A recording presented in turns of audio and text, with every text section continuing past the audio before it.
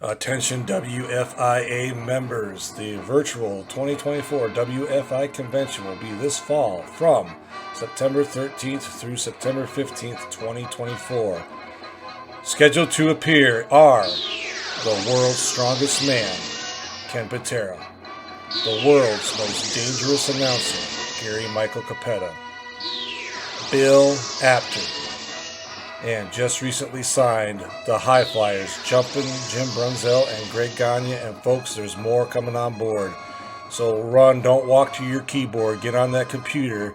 Check the WFIA.org website and our Facebook page to see when these guys are going to be scheduled and their prices. Folks, if you are not a WFIA member, you will be paying an additional fee. So go to the WFIA.org today and register, become a member, and enjoy the podcast.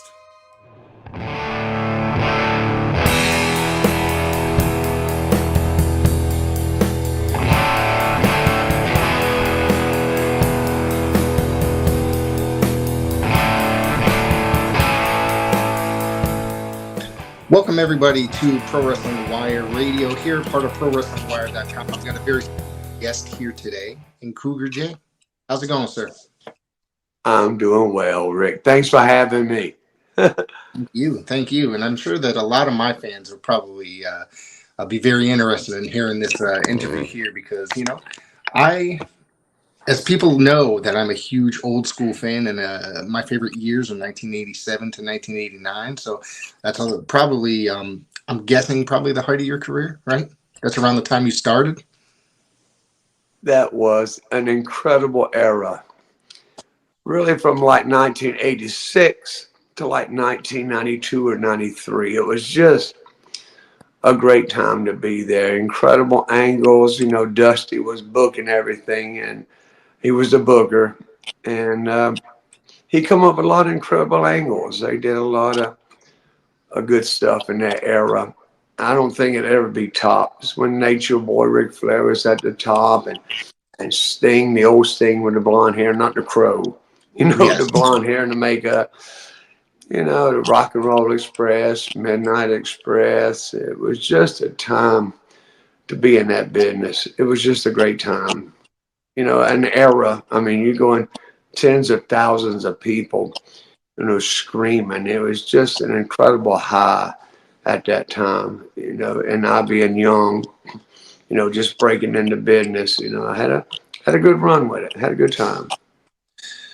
You just mentioned something that made me compare wrestling between now and then. You're talking about like the crowds being very hot all the time. Not so much you don't see that if you watch wrestling today. It's a lot of times it's like a dead crowd watching wrestling. They had it going on. We between the referee and the mic in his ear, they would let us know when the crowd was getting dull to bring a high spot. Now they'll do 30 high spots, 20 back drops, 20 suplexes, and back when I was in it, a clothesline by Nikita Koloff, that was a finished move. Gourd Buster, Arn Anderson, that was a finished move. Now all the finished moves, they do them, like I said, 20 or 30 times. It's not what it used to be.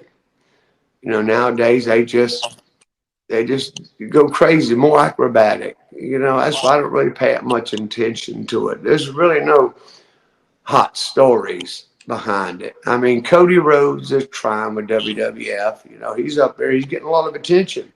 I'm reading about him every day. Dusty, Cody, Dusty's son is doing rather well in the business. I'm happy for him. He's getting his go-round, his ride on the merry-go-round. Yeah. I was more of a mid-card. Never made it to the top. 1% of the millions of wrestlers out there, 1% will make it, to that level. NWA, WCW, WWF. When you get in it, it's the politics behind the craft. I conquered the craft, the wrestling, but the politics, that's what kind of slowed me down. I wouldn't do things that they want. I wouldn't slice my forehead open. I wouldn't stick a syringe in my arm and pull out a bottle of blood so I can do the blood from the mouth gimmick, just certain things. I just didn't feel right doing. And I was just the type I wouldn't do it. And I was told I'll never make it. You're never going to make it in this business. I'm not dedicated enough. And I agreed. I'd use a different, if you give me a clean syringe, I'll give you a vial of blood. But I'm not going to keep using the one that everybody else is using. I refused to do some things. And it come back, to get me in the end. I couldn't go anywhere without a phone call being dropped. And next thing you know, I'm being let loose. Let go. So the craft I conquered, the politics behind it I could not conquer. Like I said, had a good run. I wouldn't trade it for anything. I wouldn't trade it for anything in the world.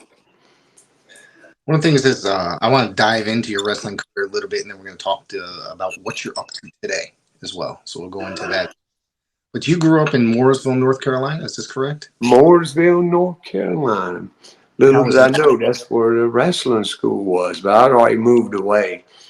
I kind of got out of. I pursued entertainment in 1978. I didn't find wrestling until 86, 87, and just stumbled on it. And old Gene Anderson from the Minnesota Wrecking Crew, we was playing a nightclub in Charlotte, North Carolina, the Palomino Room, and Paul Scoggins, the owner, took us in a limousine to the Charlotte Coliseum. We pulled up underneath, and there must have been 10,000 people there. And Arn Anderson hit on my wife. If he had not hit on my wife, I probably would not have even gone into the business. But he actually stopped, walked in the ring. I was standing right beside my wife and hit on her. I'm trying to climb the rail, Rick, and the security was all over me there, escort me out. And old Gene Anderson, he got that twitch.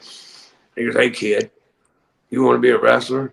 I said, "If I can get to Arn Anderson, I'll do anything I have to do." And he handed me his business card, called security off of me, and we hopped in a limo. In about 2 weeks, I give him a call, and he told me to come to Mooresville. I said, Mooresville? I mean, I was born and raised there. My gosh. And Nelson Royal, that Nelson Royal Diamond All Western store, they had a ring set up in the metal building. We had to go through a 3-hour tryout in the middle of July, 100 degrees. There must have been 60 guys there. I mean, 6 foot. I'm only 6 foot tall. These guys were 6'6", 6'8", colossal mountain of men. And out of the 60, I was one of the last 6 that was standing. And Rick, they couldn't beat me down for 9 months, 5 nights a week, 4 hours a night, hip toss, backdrop, hip toss, arm drag, body slam, throwing out the ring, run the ropes, do your bumps, and beat every living hell out of me. At one point, my wife actually had to bring a pickup truck from Charlotte. We were living in Charlotte at the time, to Mooresville, so the guys could lay me in the back of the pickup truck because my legs wouldn't work. I couldn't get my leg. They beat me so bad, my legs weren't working, and I couldn't stand up. And they actually towed me out to the pickup truck, put me in the bed, and I rode home laying in the back of a pickup truck. But I come back, and after 9 months, Gene Anderson said, "You don't give up, do you, kid?" I said, "No, I want to be a wrestler." And I was involved with a traveling road show at the time, kind of like old Chippendales, and they would call me Go-Go Boy and Stripper Boy. Gene Anderson, I should have never told him I danced in ballet. I did 4 or 5 years of ballet. Wow. And Go-Go Boy, Stripper Boy, calling me every name under the book, beat me to death. Gene slapping me around. But after 9 months, he just said, "You don't give up, do you, kid?" I said, "No, sir. I'm going to be a wrestler." At that point, he goes, "You need to learn to work." I said, "What in the heck have I been doing for the past 9 months?" Because you've been learning to take care of yourself. You got to learn to work. And that's when they started taking me through the ropes, showing me what wrestling was all about. And I thought this stuff was real. I mean, I done been beat up for 4 hours out there during this tryout. They took us up to the ring. I never, actually been inside a wrestling ring at that time. And I got up there and I went, woo! I should not have done that. I should not have done that because he put the warlord, who was just breaking in at that time, and he was a big old man, and I thought this stuff was real. I'm trying to shoot on him, and he's getting ready to hook up with me. I said, wait a minute. I said, I want you to know it's going to be a pleasure to have my ass whooped by you. And when he went to shake my hand, I made my move. I went to try to lift him up off his feet. And like I hit an oak tree. The man didn't budge. I'm like, oh my gosh, what have I done? I started looking up. I got up his nostrils that I made him so mad. He just scooped me up. He goes, are you ready? So I'm ready. He just threw me up as high as he could and stepped out of the way. When I hit that ring, it just, Rick, I couldn't get up. I'm like, oh my God. And he started stomping me till I rolled out the ring. Gene over, you want to be a wrestler? You want to be a wrestler? This was about, I said, I'm going to be a wrestler. I'm going to be a wrestler. As I was crawling around the ring to get away from the warlord because he was going to take it to me. I was crawling under the ring. They was grabbing me, pulling me back out.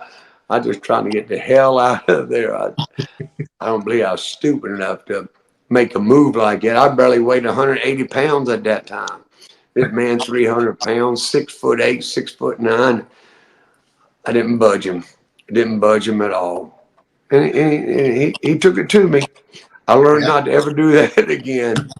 Do what they say. Do what they say. Was there anybody else in that class that out of the 9 people? There were 6 of us that made it. Okay. And I was like the second class out. The Tommy Angel, David Isley, Colt Steele was like the first class. I come in with the second class. That was Chance McQuaid, Dexter Westcott, Cougar Jay, Ricky Nelson. We were the second class out. And Tommy Angel and David Isley, they were training us because they were the very first class. Right. Come out in 86. I come in the latter part of 86 into 87. And by 1987, I was turned loose. I interviewed Tommy last year, and I got to tell you, what a guy he is. What a great guy Tommy is. So, Tommy is a great guy. I talk to him on a regular basis. I'm glad we kind of reconnected last year up at Fort Mill, South Carolina. Nikita Koloff was doing the Man Up conference. I'm not saw Nikita, gosh, since like 1992. It might have been in 1990. His wife had died a few years before. Right. And then I kind of left WCW, went and tried to do some stuff at WWF, and then went into some minor APW, ECW. Just couldn't get the right gimmick. But Tommy, we reconnected up in Fort Mill at the old PTL, where Nikita puts on the Man Up conference. Right. It makes you a better man. I'm glad, I got to reconnect with Nikita. We do talk regular now. Talk regular. Tommy Angel and I, Nikita and I, we talk more now than we did back in the late 80s. It's kind of strange. We've all become old men now. I actually watched a match with you and Nikita last night. So that was. Did you? It wasn't a very long match. So, yeah, well, like I said, Nikita, he's 65 now, so we can't do that stuff like when we were in our late 20s, early 30s. Yeah. Like I said, I'd love to give it a shot one more time. I got over the cancer. I got cleared of cancer in December, and now I'm just doing the immunotherapy. I fought that stuff for 3 years, and they told me I was going to die. But now I'm putting the weight back on, working out. Got a little. There you go. I feel like getting my weight back on. I went from 207 to 127. Cancer eat 80 pounds off of me. But now I'm back up in my 160s. And, I'd love to be able to step back in it one more time. Take my grandkids and let them see their Paw in the ring. They see old footage. They see the old matches. They have never saw anything live. I'd love to be able to do that before I check out, but I don't know if that ever happened. I don't hear from, the wrestling industry that much anymore. since Nikita put me on his podcast, people are like you did, they're contacting me, because everybody, I reckon, thought I was dead. A lot of them made, Animal and Hog and Kurt Hennig and all them guys, that era, the Yeah. guys are dead now, but I'm still alive. There you go. Yeah, you are. And obviously, you just mentioned, we can go into it now, like, but you were diagnosed with cancer, like you said, a couple years back. So, Yeah, it was December 28th of 2020 when they told me you had 3 months to live. You got 7 tumors. I had 2 on each side of my neck, 2 on my lungs, 3 in my intestines. And it was way beyond. They said you got 1% chance of surviving. There's no way. I mean, they didn't even want to treat me at first. And that's why I switched doctors. I said, I feel like, Jesus saved and healed me for a reason.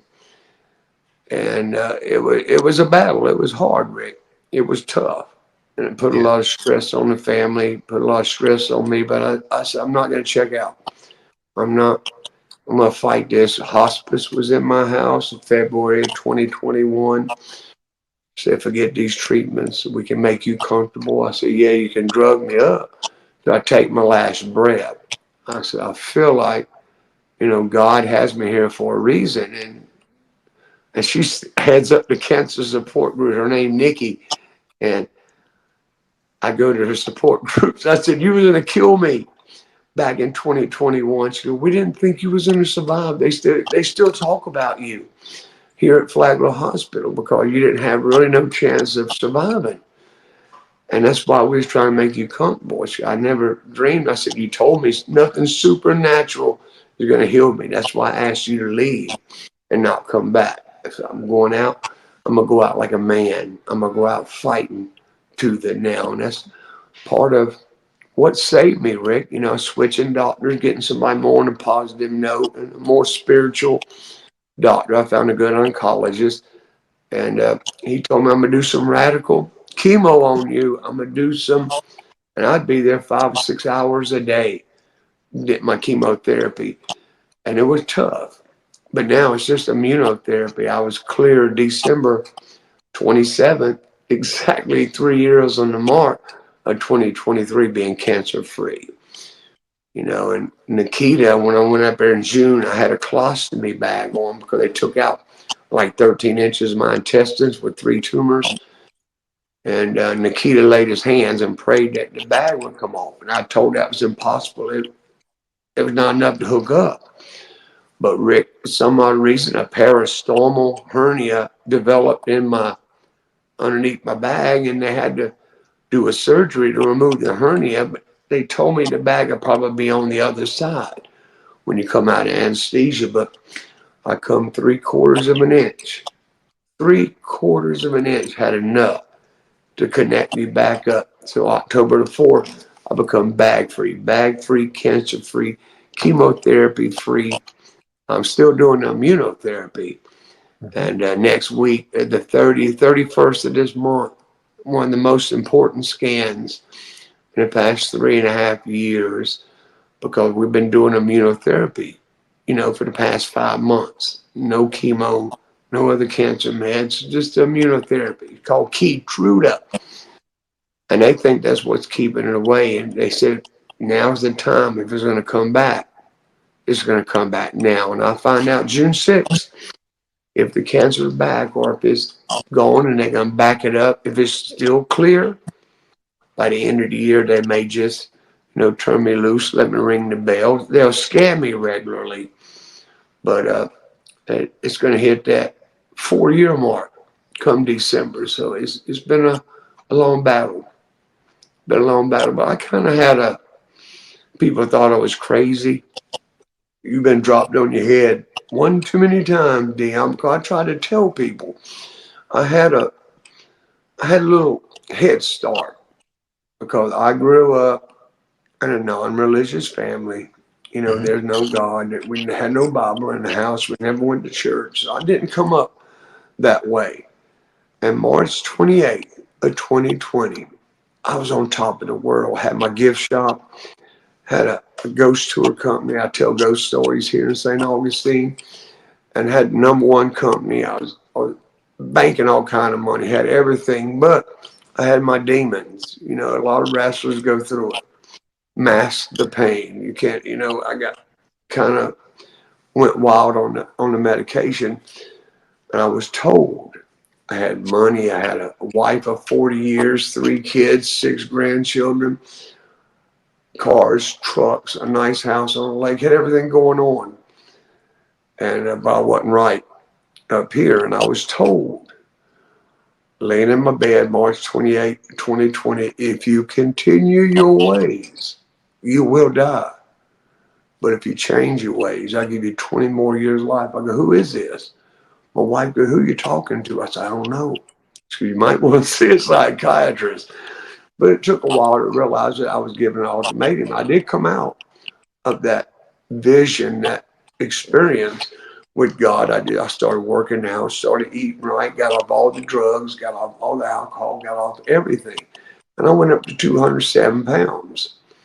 And if I had not gained that 30 pounds, the time cancer hit 8 months later, I would have been under 100 pounds. I would have died. But I'm beyond that now.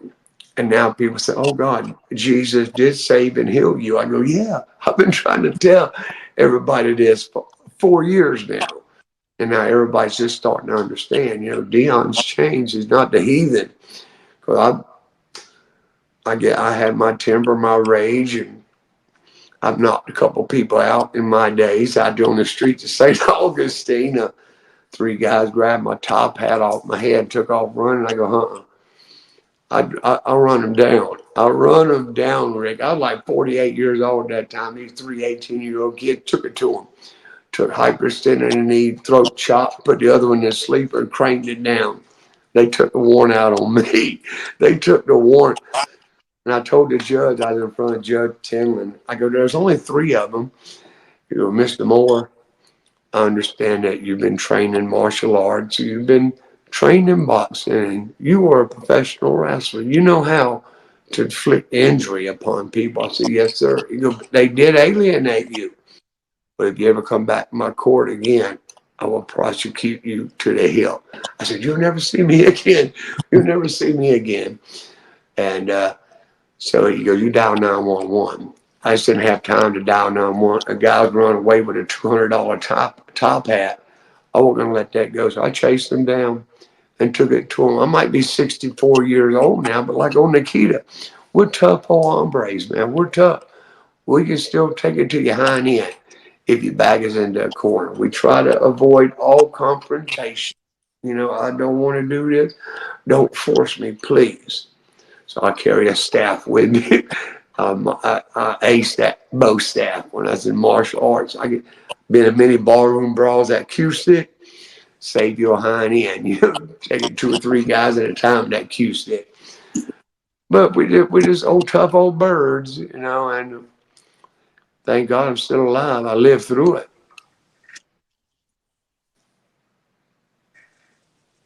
Lucky, very lucky man. Yeah. Got to experience it all. Rick, I'm one of these guys that never going to say shoulda, coulda, Clint Eastwood'a. I done everything. Every dream that I could ever dream, I did. I'm not going to turn back and say, what if? You know, I did. I might die old, broke, cancer patient, but hey, I had a good go round, brother. I had a good go round. Thanks for the Lord above. They let me stay a little bit longer. A little bit I'm glad longer. you're okay. One more time. Any promoters out there? Oh, Cougar Jay. Cougar Jay is still here. Where can we Cougar get one Jay shirt today. where can we get one of those shirts? Well, through my ministry, about 2 years ago, I formed a little ministry. You know, since I was saved, July of 2020. JesusWorldMinistry.com. If you make a donation of $50, you get a Cougar Jay shirt or a Cougar Jay card. I still have a bunch of my cards I bought back in 1988. I'll sign it, or just send $100, donate $100. I'll send you a Cougar Jay T-shirt and an autographed Cougar Jay card. You can't find these things. Trying to build my little ministry up. It's 2 years old now. We've come a long way. In the 2 years that I've been in the ministry, I become ordained in November 30th of 2021 during the cancer. Pastor James worked with me. I went to a lot of churches. I don't know, Rick, and I kind of like wrestling is a bit. Churches are business. They're businesses, and I just didn't agree with some of the things they were saying. I tell them. They got to a point, don't ask Dion anything. That man tells you the truth. Your sermon sucked. He'll tell you your sermon sucked. If the music was horrible, he'll tell you, say, I don't know. I reckon they was afraid like wrestling. You're gonna take their spot. So I formed my own little ministry and see what happens with it. It's only 2 years old and I contributed to that, me being alive today. Got through some tough times. With Vladimir Petrov, the big Russian that took Nikita's place, but they just brought that man off the street. Yep. They brought this man in off the street, put him in the ring a couple of times. The man he knocked me out twice with that Russian sickle. I got 2 slow-mos of him driving me. A complete flip, driving my head into the ring, knocked me, and you could tell I couldn't get up. I didn't know where I was. And Sid Vicious is another one. These guys, they didn't know how to work. That's why I don't think they really lasted that long, because they just did not. I hooked up with Sting and did a couple of things. He looked at me and goes, "Man, you're light. You know how to work, don't you?" I said, "Yes, sir." So, Sting would give me a lot when I worked him because he trusted me. Ric Flair, I did that first match, trusted me. After these top guys worked with me that first time, that second and third time, I'd get a little bit more to do a little bit more. I'd get a little spot here, a little spot there. And they took care of me after I did my job for them that 1 or 2 times. And they saw that the man knows how to work. He's not going to hurt anybody. You don't get in the ring. I don't care who you are, with Ric Flair, Nature Boy, Sting, Michael P.S. Hayes, any of them. You don't get in there unless somebody trusts you somewhere in the organization. Somebody somewhere had a little faith in you, a little trust. And that's kind of what got me through. I knew how to work. But like I said, Gene Anderson and Nelson Royal, they were incredible teachers. Then I got lucked up and got Wahoo McDaniel to work with me some. Then I got old Swede Hansen, him and Rip Hawk from the old Hollywood Blondes from the 60s, 50s and 60s, work with me, as time. So I had 4, incredible teachers with Nelson, Gene, Wahoo, and Swede Hansen. They really taught me well. You want to talk a little bit about training under Wahoo McDaniel? Oh, Wahoo, I never forget. Wahoo was just straightforward. He's from the old school. Like him and Sweet and Gene Nelson, they know how to put it in. I remember I had a headache. I'd landed wrong. I'm sitting against the ring, and Wahoo said, "What's wrong?" I said, I got a headache. I landed wrong. At that point, Swede Hansen stomped my foot, my left foot. I'm like, "Damn, Swede, why'd you stomp my foot for?" He goes, "How's that headache?" I said, "I don't feel the headache, but my foot hurts." Then Wahoo just wham, vicious chop across my chest. I said, "Damn, Wahoo, what'd you do that for? How's your foot feel?" "My foot feels fine, but now my chest hurts." I backed up. I said, "No more, no more." But Wahoo, he was a good dude. He was a good dude, as long as you did what he said. Right. If you go against him, them guys would eat you up if they really, really wanted to. And Wahoo had that grip. When you shake that man's hand and this guy's a mechanic or he's done something with his hand because you can't get out of it. Wahoo had a grip from hell. And if he latch into you, you get away from what he's telling you what to do. He tells you, the top guy who you the more experienced guy guides the match. He guides it. So Wahoo's telling you what to do. As long as you did what he said, you're going to be okay. You're going to get a few little moves. You're going to look all right. But if you try to shoot on him, try to go in for something you're not supposed to, Wahoo would eat you alive. So I learned the hard way. Don't cross Gene Anderson. Don't cross Nelson Royal. Do not cross Wahoo McDaniel. And do not cross Swede Hansen, because he hadn't been in the ring in like 30 years and he gave me that first punch. I mean, I thought my teeth. He goes, "Oh, brother, I'm sorry. I come in.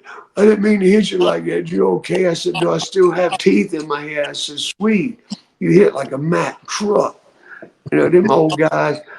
Well, you understand, Rick, in the 50s and 60s, these guys had to beat the hell out of one another to Right. get the sport over. They had to do it. Killer Kowalski, he bit that guy's ear off. These guys literally beat the hell out of one another to get the craft over back then. That's what paved the way for the mid 80s when that shift started coming. That new breed of wrestler was coming in. Your Brad Armstrongs and your Tim Horners and your Great Mudas. This new era. The Rock and Roll Express, the Midnight Express, this new era was coming. And when they had to learn to perfect the craft, so we could last longer than 6 or 7 years. Most of them old timers, if you made it 10 years, you're lucky. Right. But learn how to perfect the craft. And of course, Vince McMahon exposed the business in the 80s. This is entertainment to get away from the athletic commissions, paying those fees and physicals. And it got away from it, exposed it. But that's basically when everything started to shift. When we started doing stuff, it was always, you always knew who was going to win. I don't care about in the 50s and 60s, you walk in there and you see your name on a chalkboard. Whoever underlines going over the finish move. With Nikita, the sickle, Russian sickle, was the finish move. So a lot of people say, y'all discuss these matches. Not really. We discuss it in the ring. We talk to one another. One word combination, tackle, drop down, hip toss. 3 different moves, one word. And we talk to each other as you're going into the ring. The referee, the crowd's getting dull. They say they need to bring a high spot in. So we do a few high spots and bring it back down to the mat again. Work that one body part. Gene Anderson, work. If you start with the arm, stay with the arm. Start with the leg, stay with the leg. Don't like today they'll do something to the head, do something to the arm, do something to the leg. They work 5 body parts. We would train one body part. Stay on that one body part. It's not like that anymore. No, it's a lot of high spots and flipping around and weapons and all sorts of weird stuff. Yeah, it's more acrobatic now. It's more of a show, and it's just the new era. The new era being ushered in. The Roman Reigns and Cody Rhodes. This new era is coming in. We don't understand it like back in the 80s. Wahoo and Swede didn't understand this new wave coming in. Just like we don't understand the new wave coming out. It's just the times. That's what the people want. I believe that's what they want, Rick. They want to see that stuff. Right. They want to see people, get hurt. They like seeing us get hurt. They love it. You brought up a name that I really want to ask you about. You had the chance to work with Brad Armstrong on a couple occasions. Yes, him and Tim Horner, the Lightning Express. Yep. And Brad was a very good worker. Everything he done was like Brad Armstrong and Tim Horner, the Lightning Express, were they're real good. They never hurt you. They give you a few things and try not to humiliate you and, make you look good, even though you're putting them over. Want to make you look good, to give them some kind of, instead of just squashing you to death, like there's no chance in the world, to give you a little something, make you look, better. And as time progressed, I'd get a few more moves, get to do it. And I got to do drop kicks. I was so happy. I got to do them when Johnny Ace, Animal's brother who works at WWE, and Shane Douglas, they were doing the dynamic dudes. Right. I cannot believe Dusty went back and they told him, give Cougar, give him some spots, make him look good. So that particular match, I just could not believe I got everything they was telling me to do, and they kept bringing it on. Give me a slam, give me an arm drag, give me a drop kick. Of course, we made them look good. We had Brad Armstrong. Now his dad, Bullet Bob. Now he's the one that can be stiff on you, but he comes from the Dory Funks and the Swede Hansen, Bullet Bob Armstrong from the old school. They can hurt you if they really wanted to. Like Andre the Giant, that man could crush anybody he wanted to.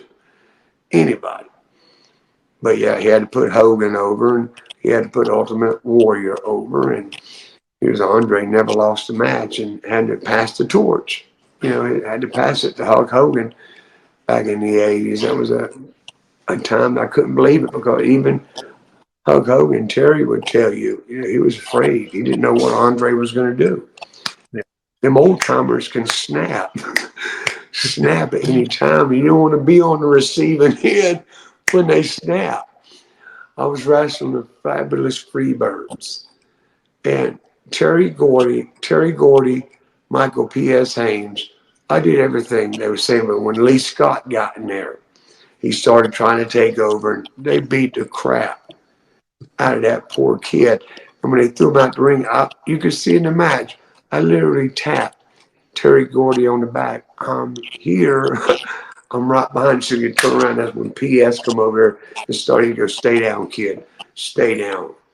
And I knew that something, and they was beating the hell out of Lee Scott for not doing what he was told to do, even in the dressing room, lacing him out. Don't you ever shoot on me the way you did in that ring. I'm going, oh my God, I witnessed this. They beat the hell out of Lee Scott because he tried to shoot on him, take control of the match. You don't do that.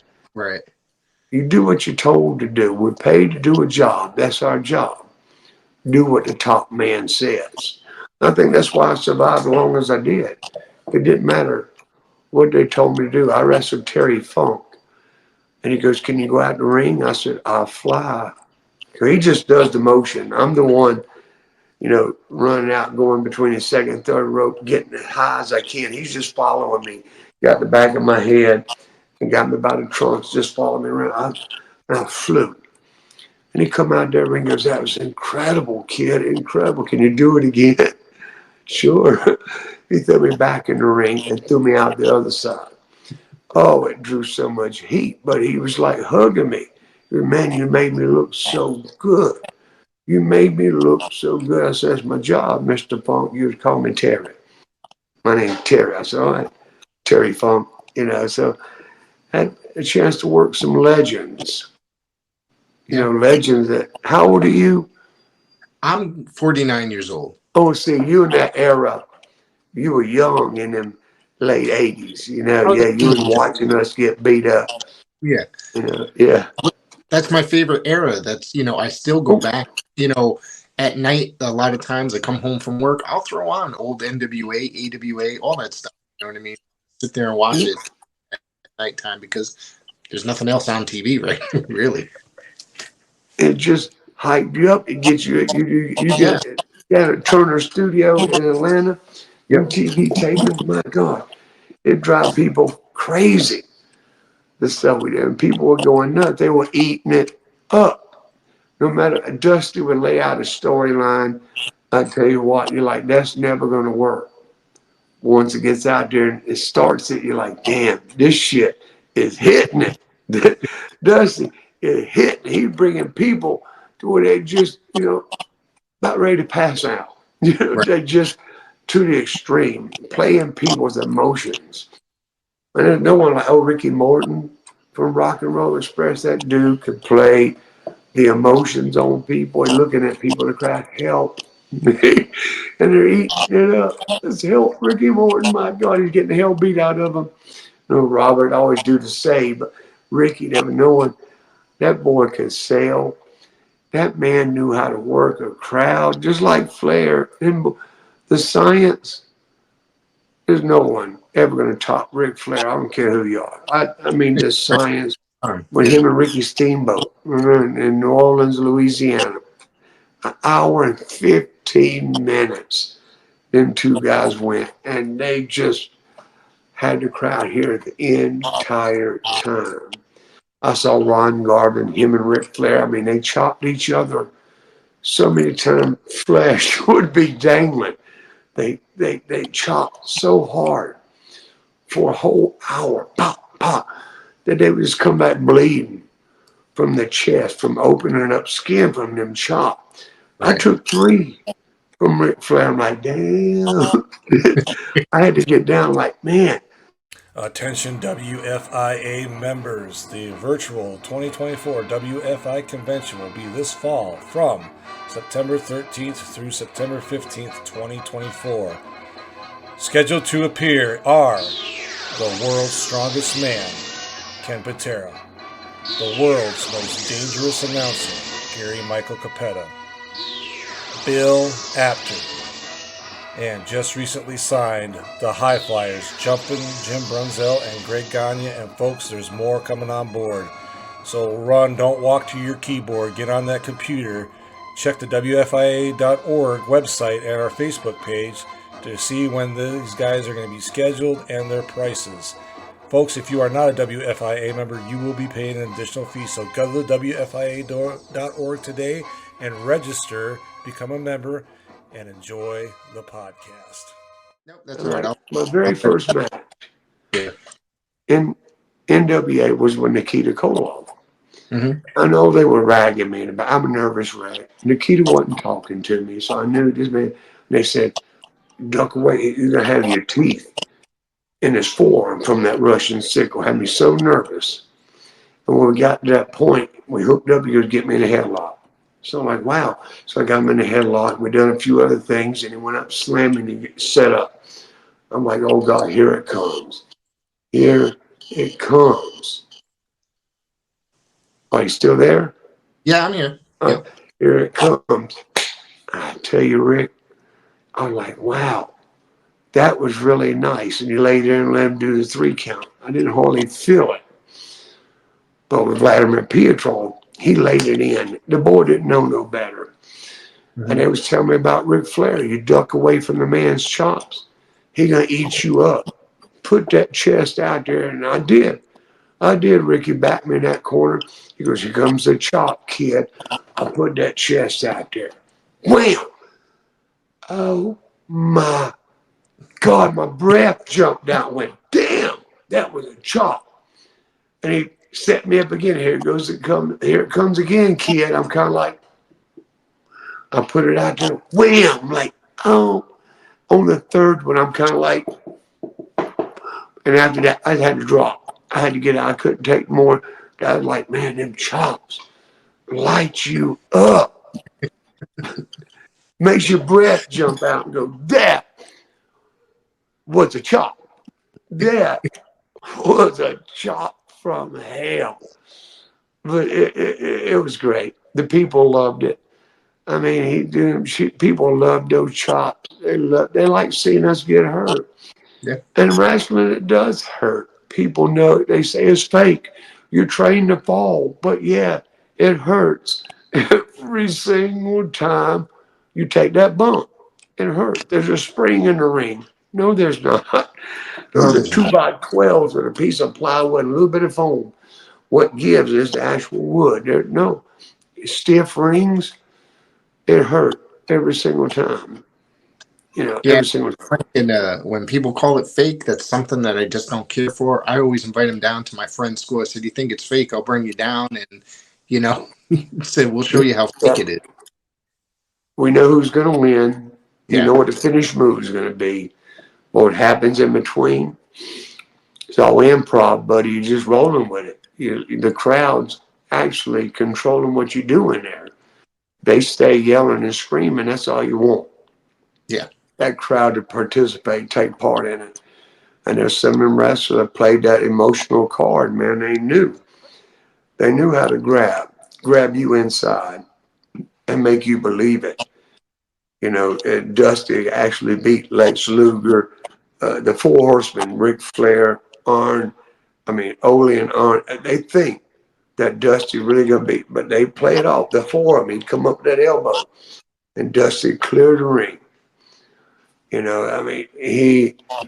Dusty knew how to. He all about Dusty, and that shoot on YouTube, Ron Garvin shoots on Dusty Rhodes. You know what Ron Garvin says is true. Everything he says about Dusty. Dusty was on an ego trip, but you got to hand it to him.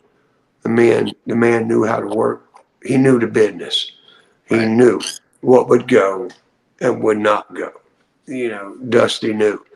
He knew that business like no other. He's another one from them 70s too. You know, late 60s, early 70s.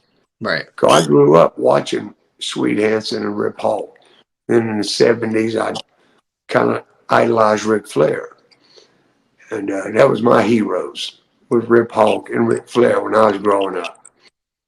So it was an honor to be in the ring with Ric Flair. Do you mind talking about you made a couple WWF appearances in the, I think, 1989? Yeah, I got to work Ted Dibiasie, $1 Million Man, when Virgil was escorting him to the ring. Fabulous Rougeau Brothers, Shawn Michaels and Monty Jannetty, the Rockers. They were doing the takeoff of the Rock and Roll Express. Right. I never got to work Andre, but I got to play cards with him. He loved playing cards. You know, I reckon that's the way he relaxed. You know, everybody has their what you do to get motivated before you go in the ring, and Andre was just playing the cards, but he was a good dude. Right. And I'd be on many plane flights, and that guy could eat 3 dozen Krispy Kreme donut at a sitting, you know, 3 or 4 dozen of egg. Man could drink a gallon of booze and not phase him. I take 2 or 3 drinks, I'm under the table. But Andre, he could party. Kurt Hennig had a good run with him. I like Kurt Hennig. He was a good dude. He gave me some good stuff when I was up at WWF for that brief amount of time. And in 1999, R-Truth, who was going to name K-Crush, we had formed a tag team called Rock and Rap 2000 in 1998. And in 1999, he got the call. You know, Vince wanted K-Crush. They changed it to K-Quick, and it become R-Truth. But at least one of us, you know, made it. R-Truth finally won his first WrestleMania match. He'd been there since 1999, 25 years. He paid his dues, and he finally won a WrestleMania. He paid his dues up. He's been around forever. He's quite the talented individual. Like, he's just. Excuse me? I said he's been around forever. He's quite the talented individual. He finally hit some pay dirt now. He paid his dues. 25 years is a lot of years. Yeah. To pay before you win your first WrestleMania. So he paid his dues. I knew him when he was 26 years old. Now he's 52. He's 52 years old, and his time, you know, is coming to an end. So I'm glad he achieved, you know, become part of the elite now. You know, he is part of the elite up there in WWF. I'm happy for him. You know, that, you know, one of us made it to the elite. One of us. Where did you team with him? Was that the APW that you were referring to? American Pro Wrestling, Chief Jay Eagle, out of Spartanburg, South Carolina. Okay. We were running shows for the old Channel 40 network. American Pro Wrestling was on every Friday night. Because we were doing TV, R-Truth, Ron Killens trained under Manny Fernandez. And we're trying to find where he knew we was doing, you know, TV shows. So we come to Spartanburg. I knew when I saw the kid work, this kid is talented.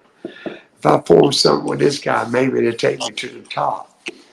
And he was lightning. He was lightning. I mean, the guy was an incredible worker, and people loved him. So I tried to form that tag team, and WWF come calling. He he got the calling. He got to go to the top. I could never make it to that status. I guess I had just as much talent. I could work. I never hurt anybody, and but I could just never get. I could never make it to that 1% of the 1%. That's Right. hard. 1% will make it to the WWF, but it's hard becoming the 1% of the 1%. That's Right. the tough part.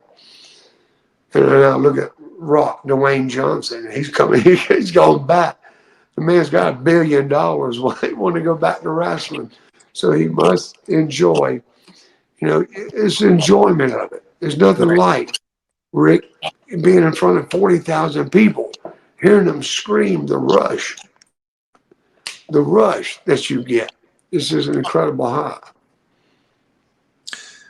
Professional wrestling is very special in that way, wouldn't you say? So what now?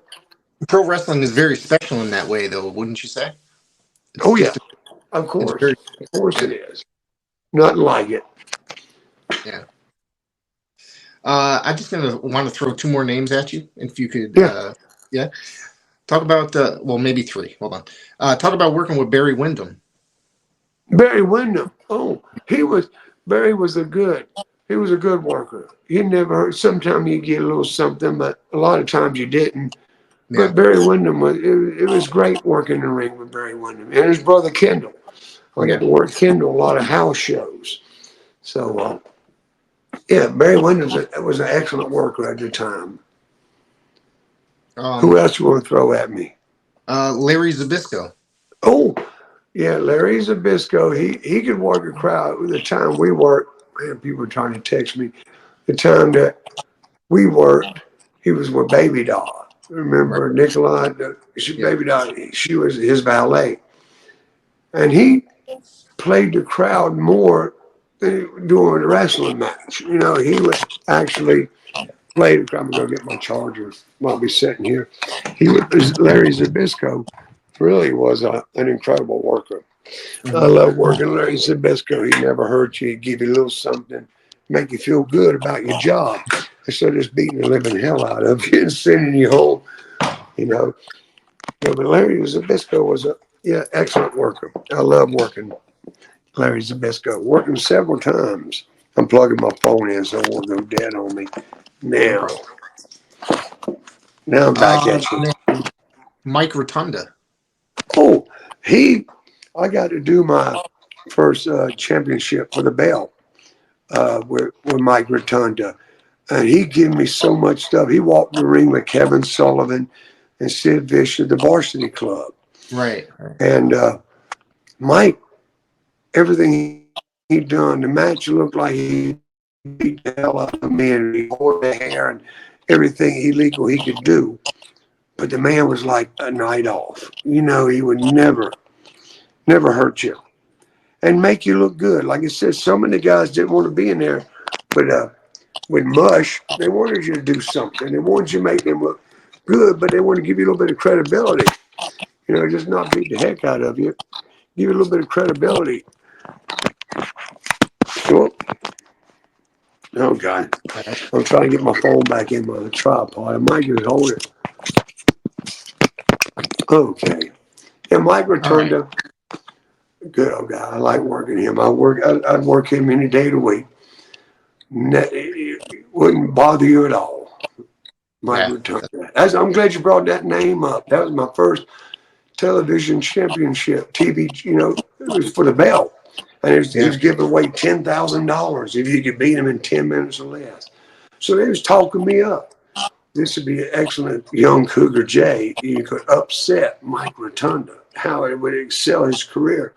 So he let me do a lot of stuff. I got to do some arm drags. I got to do a sunset flip. I got to do a cross body tackle and then got 3 or 4 near pins, got a 2 count on Mike Rotunda. I was excited because I never got to cover anybody at that time. So when he was saying, get you a 2 count, I'm like, oh my gosh, you didn't tell me it's time for a 2 count, near pins. I'm like, my God, he must have done it 4 or 5 times near pins. And he played the crowd. Mike Rotunda, nothing like it. He was a good worker. We were good. So we're getting ready to wrap it up. So I want to thank you again for coming out here today and joining And tell people, friend me on Facebook, Dion Moore. You'll see my picture. You know what I look like now. Dion Moore. Go to JesusWorldMinistry.com. Get a Cougar Jay shirt or a Cougar Jay card. Make a little donation. I take care of you. I'll send you some stuff. I mail it myself because I don't have anyone else to mail it. So I'll go mail. I package it up myself and I go to the post office, mail it out to you. And don't forget, go to YouTube, go to WWE Network on Peacock, and go check out some Cougar Jay footage there from back in the day, and you'll have a lot of fun. So thank you very much for making this appearance today. Well, thank you, Rick. Thanks for having me. I'm just glad that, people remember Cougar Jay. I'm more popular now than I was back in the 80s. It's the damnedest thing. I'm more popular now than I was back in the 80s. Well, I think a lot of people are going back. I'm an ordained minister now. I preach the gospel of Jesus Christ. That's what I do now. Hopefully it's going to take me somewhere. If it doesn't, I'm doing what I'm supposed to do. That's part of the reason I'm alive. Jesus saved and healed me. So don't forget that out there. It's never too late. Never too late. It's never too late. Thank you very much. And don't forget, go to check it out. Go check out his website and get in touch. Go check him out on Facebook. I'll do it, brother. And I'll post you this whenever you get it ready. Let me know, and I'll pin it at the top of my Facebook page, and they'll see us do our thing.